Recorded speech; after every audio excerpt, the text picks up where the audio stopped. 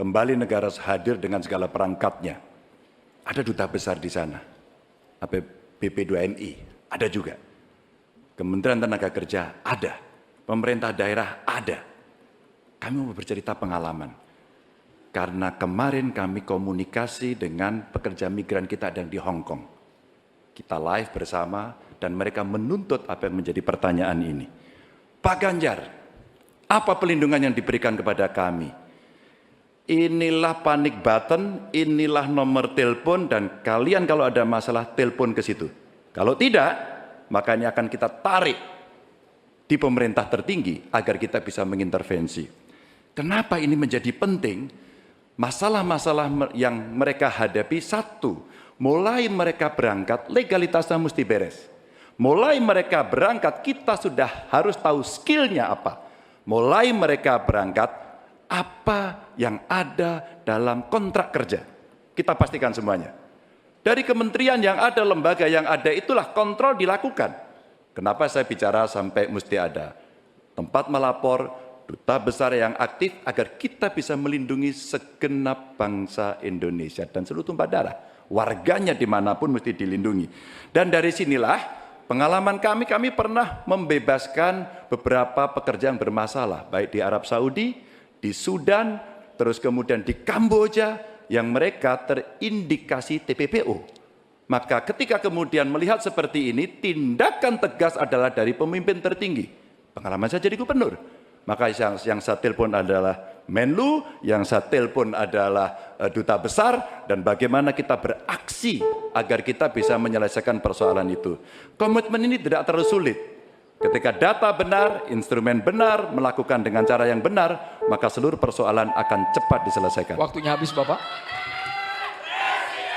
Sekarang kami berikan kesempatan kepada calon presiden nomor 1, Bapak Anies Baswedan, untuk langsung menanggapi dengan waktu 1 menit. Meneruskan apa yang tadi disampaikan. Saya berjumpa dengan para pekerja migran di Malaysia, ngobrol dengan mereka permasalahannya. Datang ke desa pekerja migran di Wonosobo, pasti Pak Ganjar juga tahu. Nah, apa yang saya temukan? Memiliki kewenangan di pemerintahan tidak berarti memiliki pengetahuan tentang permasalahan. Yang dimiliki kewenangan, pengetahuan siapa yang tahu? Justru aktivis-aktivis pekerja migran.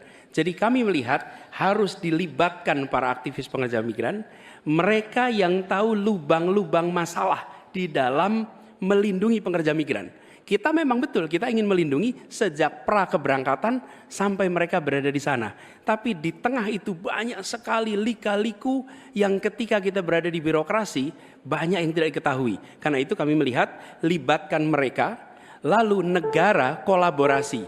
Kewenangan dimiliki negara, pengetahuan dimiliki oleh para aktivis itu, kita eksekusi, melindungi dan memastikan mereka bisa hidup, bekerja dengan tenang di sana. Waktunya habis, Bapak. Selanjutnya kami berikan kesempatan kepada Bapak Prabowo Subianto, calon presiden nomor urut 2, untuk menanggapi atas jawaban yang disampaikan oleh Bapak Ganjar Pranowo. Waktu Bapak 1 menit dimulai saat Bapak berbicara. Saya kok ya harus mengakui juga bahwa saya banyak sependapat dengan dua. Berarti apa?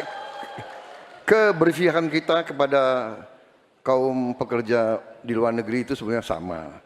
Semua benar.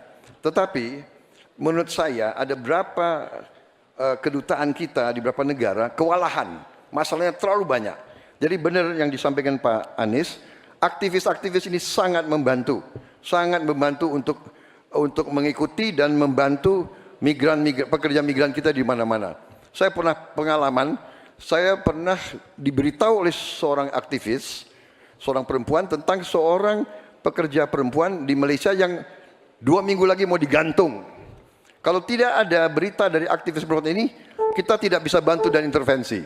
Jadi benar peran aktivis-aktivis sangat penting di bidang pembelaan hak-hak pekerja kita di luar negeri. Mereka adalah pahlawan-pahlawan. Terima kasih. Waktunya habis. Mohon tenang hadirin sekalian.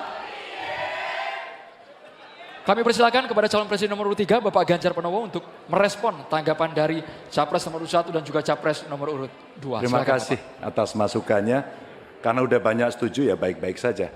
Tapi kita mesti memberangkatkan mereka dalam kapasitas secara legalitas dan keterampilan yang baik. Yang berikutnya lagi tentu saja kalau sudah kasus, namanya kasus, semua bisa terlibat. Gunakan teknologi informasi, gunakan medsos, Maka kenapa kemudian dalam pengalaman kami, seluruh kepala dinas Anda harus punya medsos. Disitulah orang sebenarnya bisa menyampaikan secara cepat. Maka ketika itu masuk dalam dashboard kami, dalam lapor GUP umpama pada saat itu, kita merespon dengan sangat cepat karena kita tahu persoalan yang mereka hadapi. Menggunakan banyak pintu-pintu untuk melaporkan ini adalah bagian cara menangani kasus yang paling tepat. Tapi mencegah itu jauh lebih baik dengan sekali lagi legalitas, keterampilan, kontrak, dan memberdayakan seluruh aparatur termasuk pemangku kepentingan dan aktivis kalau Mas Anies tadi sampaikan. Saya kira itu cara yang cukup komprehensif untuk merespon persoalan PMI. Waktunya habis Bapak. Oke.